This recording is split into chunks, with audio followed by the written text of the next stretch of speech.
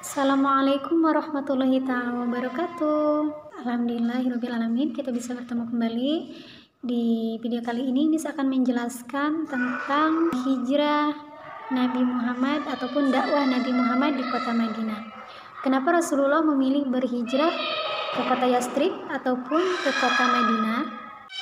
Faktor yang mendorong Rasulullah untuk berhijrah ke Madinah karena Madinah adalah tempat yang dekat dari kota Mekah. Kemudian selain itu, ketika sebelum diangkat menjadi nabi, beliau memiliki hubungan baik dengan penduduk kota tersebut, yaitu dengan penduduk kota Madinah. Hubungan tersebut, ikatan persaudaraan dari uyut beliau yang bernama Hashim bin Abi Manaf menikah dengan seorang perempuan Madinah, yang kemudian lahirlah seorang putra yang bernama Syabih atau lebih dikenal dengan sebutan Abdul Muthalib, kakeknya Rasulullah. Sebelum adanya Islam, kota Yastrib memiliki kepercayaan ataupun menganut agama Yahudi dan Nasrani, dan beberapa suku-suku yang menganut Yahudi, yaitu diantaranya Bani Kunaika, Bani Nadir, Bani Gaftan, dan Bani Quraizah. Sebelum kedatangan agama Islam, Madinah bernama Yastrib.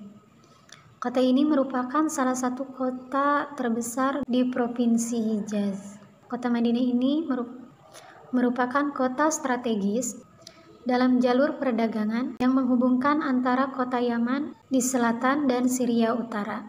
Sebagian besar kehidupan masyarakat di kota ini yaitu mereka bercocok tanam dan berternak. Ketika Rasulullah dan umat Islam hendak berhijrah ke Madinah, ada kaum Quraisy yang mendengar dan mengetahui persiapan keberangkatan hijrah umat Islam dan Rasulullah, yang akhirnya kaum Quraisy mengadakan pertemuan di Darun Nadwah yang dihadiri oleh tokoh-tokoh kaum kafir Quraisy, yaitu pertemuan itu bertujuan untuk berencana untuk membunuh Rasulullah pada hari Kamis 26 Safar tahun ke-14 kenabian, bertepatan dengan 12 September tahun 622 Masehi. Pertemuan tersebut dihadiri oleh tokoh-tokoh kaum musyrikin. Rencana kaum kafir itu diketahui oleh Rasulullah, yang akhirnya Rasulullah dan Abu Bakar melakukan perjalanan dengan secara sembunyi-sembunyi. Di suatu malam, Ali bin Abi Thalib menempati tempat tidur Rasulullah. Rasulullah beserta Abu Bakar yaitu melakukan perjalanan secara sembunyi-sembunyi. Yang akhirnya datanglah kaum kafir ke tempat Rasulullah, tetapi mereka tidak menemukan Rasulullah. Yang mereka temukan adalah Ali bin Abi Thalib yang sedang tidur di tempatnya Rasulullah. Lalu mereka mengejar perjalanan Rasulullah dan Abu Bakar. Mereka kemudian berhenti di gua, yaitu di Gua Sur. Memang Rasulullah dan Abu Bakar sedang mengumpat di Gua Sur, tapi kaum kafir itu tidak menemukan Rasulullah dan Abu Bakar karena di pintu gua tersebut sudah ada sarang laba-laba, yang mereka berpikir bahwa tidak mungkin Rasulullah ada di situ, sedangkan di pintunya saja ada sarang laba-laba kayak gitu.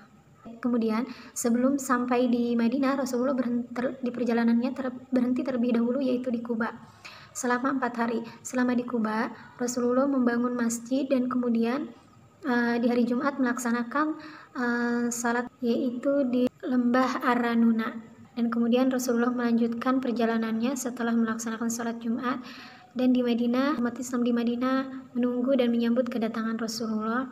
Kemudian setelah beberapa hari, akhirnya Ali bin Abi Thalib pun menyusul Rasulullah dan Abu Bakar ke Madinah. Langkah-langkah awal strategi Rasulullah ketika berdakwah di Madinah yaitu yang pertama membangun masjid, kemudian menciptakan persaudaraan baru, perjanjian dengan Yahudi Madinah atau disebut Piagam Madinah, juga membangun pasar. Masjid yang pertama kali dibangun di Madinah yaitu di tempat tanah milik kedua orang anak yatim, yaitu Sahal dan Suhail, yang kemudian dibeli oleh Rasulullah dan dijadikan sebagai tempat peristirahatannya, juga dijadikan sebagai tempat pembangunan masjid. Yang tadinya masjid itu kecil, hingga akhirnya banyak orang yang masuk Islam, banyak yang beribadah, kemudian masjid itu diperbesar, dan alhamdulillah akhirnya banyak orang-orang yang beribadah dan masuk Islam. Rasulullah juga menciptakan persaudaraan supaya masing-masing dari kaumnya itu bersaudara sesama muslim. Kemudian yang ketiga yaitu perjanjian dengan Yahudi Madinah atau disebut juga dengan Piagam Madinah pada tahun 623 Masehi 2 Hijriah. Nah, Piagam Madinah ini terdapat beberapa perjanjian antara kaum umat Islam dan Yahudi Madinah. Kemudian respon masyarakat Madinah terhadap dakwah Nabi Muhammad SAW. Setiap saat beliau selalu berdakwah kepada penduduk Madinah tanpa mengenal lelah dan tidak mengenal takut apalagi putus asa. Dakwah yang beliau lakukan mendapat sambutan yang beragam. Ada yang merespon, ada juga yang tidak mempercayainya, bahkan ada yang berkhianat kepada Rasulullah. Masyarakat Yahudi memiliki salah satu tokoh yang bernama Abdullah bin Ubay bin Salul pada saat Rasulullah datang ke Madinah. Sebenarnya warga Madinah tengah mempersiapkan penobatan Abdullah bin Ubay sebagai raja. Tetapi penobatan itu batal dilakukan karena masyarakat Madinah menyambut kedatangan Rasulullah SAW, yaitu seseorang yang sudah lama mereka tunggu-tunggu untuk menjadi pemimpin masyarakat Madinah. Faktor inilah yang menyebabkan Abdullah bin Ubay baru masuk Islam. Namun tidak hanya itu, ternyata Abdullah bin Ubay menaruh rasa dendam kepada Rasulullah karena dianggap telah merebut mahkota yang akan disematkan di kepalanya, serta umat Islam Madinah yang telah membatalkan penobatan tersebut. Sikap dendam itu masih tersimpan di dalam hatinya, meskipun ia telah masuk Islam.